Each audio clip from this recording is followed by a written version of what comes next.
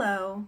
Have you ever experienced sweaty palms, lightheadedness, or an elevated heart rate at the thought of having to talk in front of a group of people?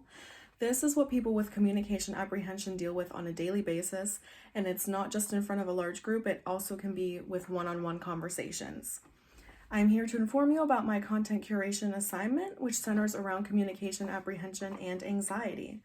My name is Allison De Loretta, and I have selected this topic because I also suffer from communication apprehension and anxiety and thought that it would be beneficial for me to share with my audience what it actually is like to have it and how, in some ways, that you might manage it or overcome it.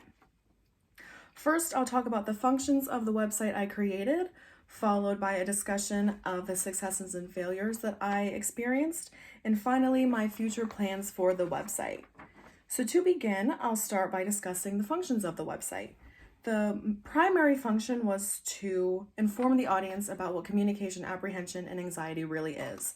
So I put various descriptions of it on the website, the first one being a blog post from content curation assignment number 1. And there's also a YouTube video from content curation assignment number 4 about how it actually affects people. And this was a nice, concise way of putting it, and I thought that it would be beneficial to the audience and that they would understand that one really well. Moving on, another function of my website was how to manage and possibly overcome the communication apprehension and anxiety. There are several videos that I included on the website that have tips and tricks on how to manage it. These are mainly in the form of breathing exercises or mental exercises and things of that nature, but they do really help. Speaking from personal experience, I've found many of them to come in handy in the past. I also included a TED Talk from content curation assignment number 3 where Danish Damani describes his personal struggle with public speaking, and then he goes into depth about how he managed to overcome that fear as well. The final function of my website was to motivate and encourage the audience. So I first did this by including a social media post from Instagram just to let the audience know that if you're going through this, it's normal, it's understandable, and there are ways to improve it. Also, I created a Facebook event in order to bring people together who share this fear, and so that they might be able to talk to one another, share stories, share experiences, and things of that nature.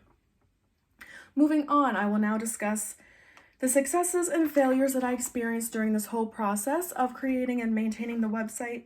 So starting with the successes. The first one is just the creation of the website in general, learning its functions, learning how to create blog posts, how to embed videos, how to do all of the things of that nature, and become technologically literate, I guess, in that sense.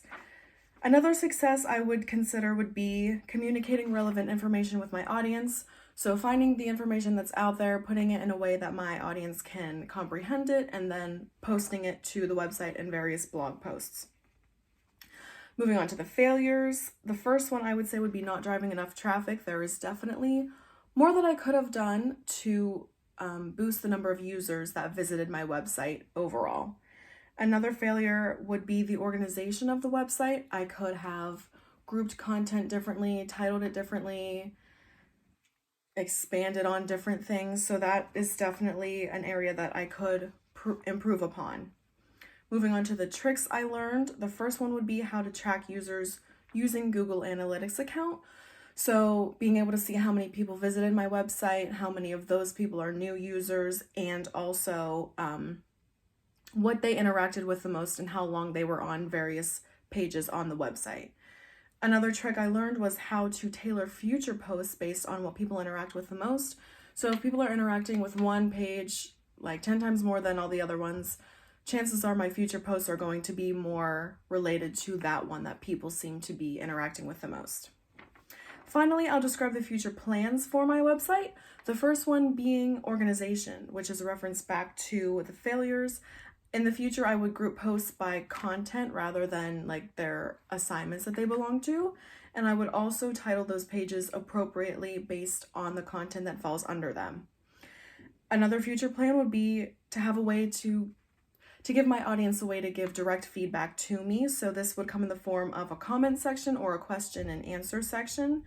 And I also like the idea of having a discussion board on my website where people can type with one another and they can have conversations amongst themselves and share their own stories if they would choose to do that.